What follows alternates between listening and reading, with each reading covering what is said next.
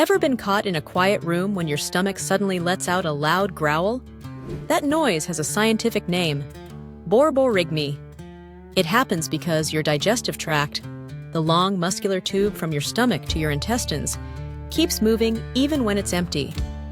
These muscle contractions, called peristalsis, push air and digestive juices around.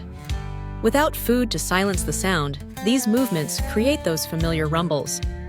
Stomach growling isn't just a hunger signal, it's your body's way of cleaning out the digestive tract and preparing for your next meal.